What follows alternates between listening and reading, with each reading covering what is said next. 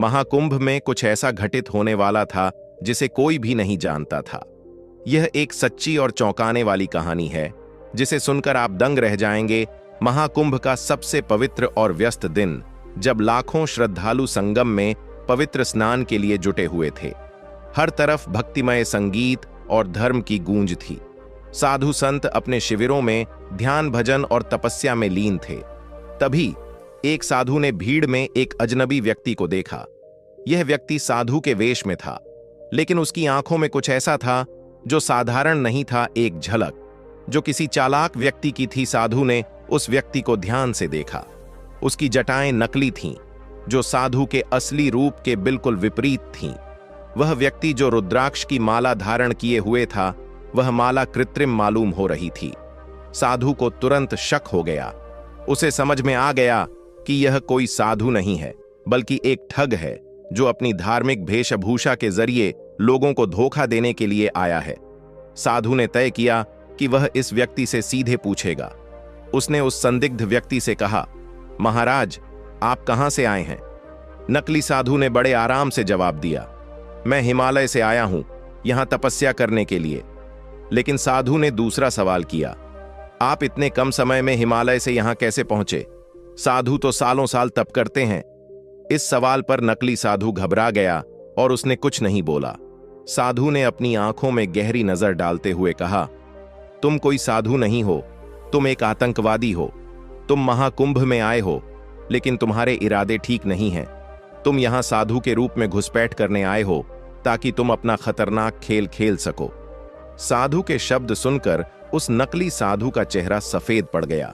तभी उस व्यक्ति को चारों ओर से साधु संतों ने घेर लिया और एक चुपचाप लेकिन तगड़ी घेराबंदी की गई।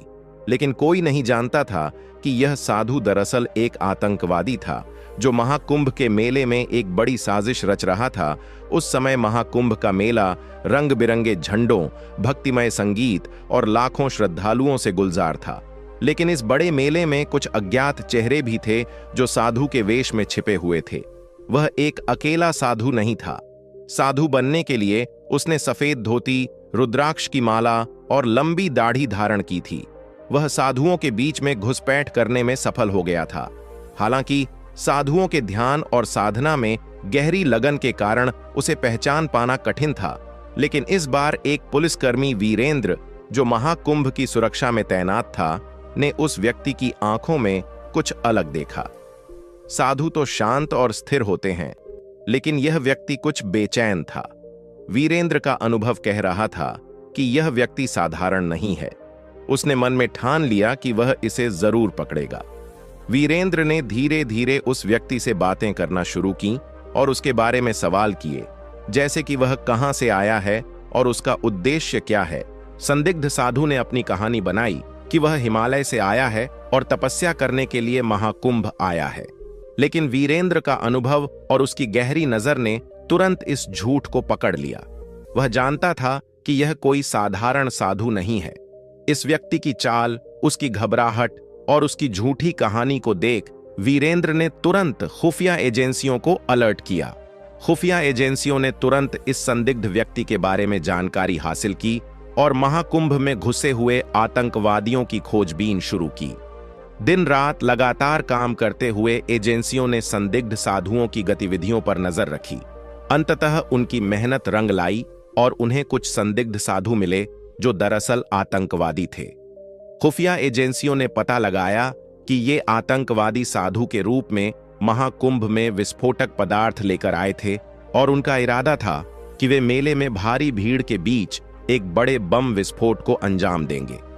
इस जानकारी को पुलिस को तुरंत सौंपा गया और एक विशेष ऑपरेशन शुरू किया गया। पुलिस ने साधु के वेश में आतंकवादियों का पीछा करना शुरू किया।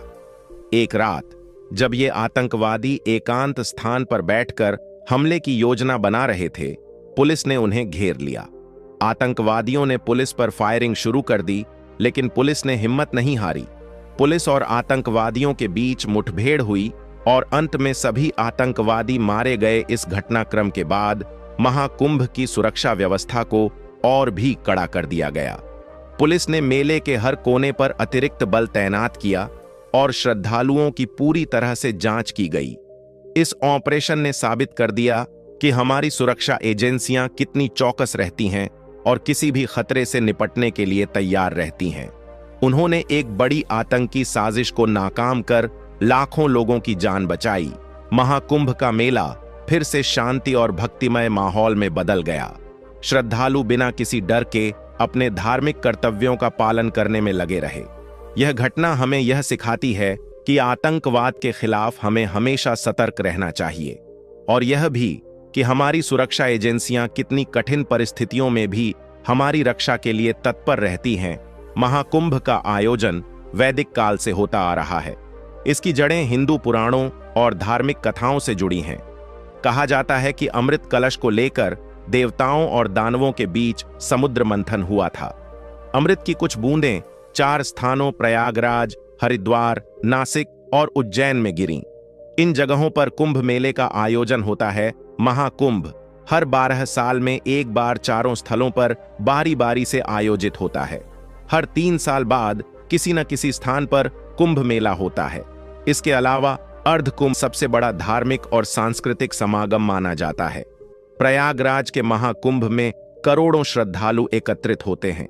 वर्ष 2019 के प्रयागराज महाकुंभ में करीब 240 मिलियन लोगों ने शिरकत की थी।